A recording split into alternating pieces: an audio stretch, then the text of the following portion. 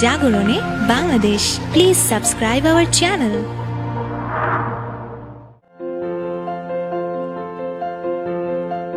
কিছু করো না হয় মরো, এমন একটা অবস্থায় দাঁড়িয়েছিলেন কয়েক বছর আগেও।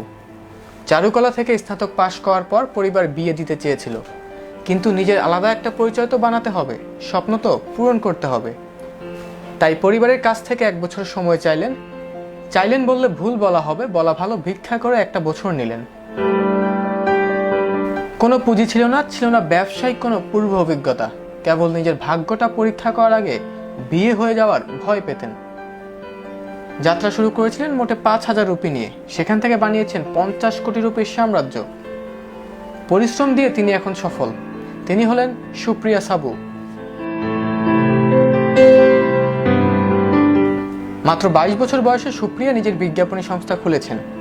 শুরুতে পুঁজি ও সমর্থন ছিল না বললেই চলে, তার উপর বাবার দেওয়া 1 বছরের ডেডলাইন তো আছেই। সেসব চ্যালেঞ্জ ডেডলাইন মুছে ফেলে সুপ্রিয়া এখন ইন্ডাস্ট্রির বড় নাম। ক্লায়েন্ট, বিনিয়োগকারীরা সবাই তার পেছন পেছন ছোটে। বছর 6 আগে উদ্যোক্তা হিসেবে যাত্রা শুরু করেন সুপ্রিয়া। মানুষের অসহযোগিতামূলক আচরণ কিংবা রক্ষণশীল নীতির কারণে বারবার হোঁচট খেতে হয় তাকে, কিন্তু সুপ্রিয়া সবসময় ইতিবাচক ছিলেন। সততার পরিশ্রমে তার নিজের পায়ের নিচের মাটি শক্ত করে। 2009 সালে সুপ্রিয়া নিজের প্রথম প্রতিষ্ঠান মাস্টার স্ট্রোকস অ্যাডভার্টাইজিং এর যাত্রা শুরু করেন। নিজের জমানো 5,000 রুপি দিয়ে শুরু হয় তার প্রতিষ্ঠান। বয়স কম ছিল, কাজের প্রতি একাগ্রতা দেখে এগিয়ে আসেন তার বাবা, ধার হিসেবে কিছু অর্থ দেন।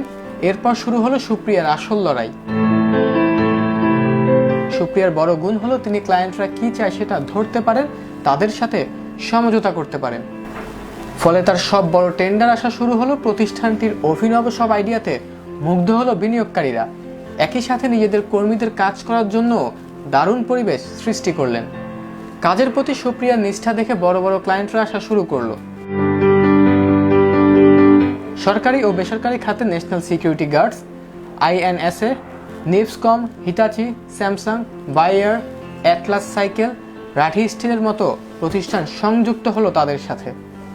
2012 সালে দিল্লিতে নিজের আলাদা ই-কমার্স ভিত্তিক প্রতিষ্ঠানের যাত্রা শুরু করেন সুপ্রিয়া। 2016 সালে এসে সুপ্রিয়ার মোট ব্যবসায়িক সম্পদের পরিমাণ 50 কোটি রুপি। মাত্র 6.5 বছরের মধ্যে তিনি 5,000 রুপি পুঁজি নিয়ে এই সাম্রাজ্য গড়েছেন।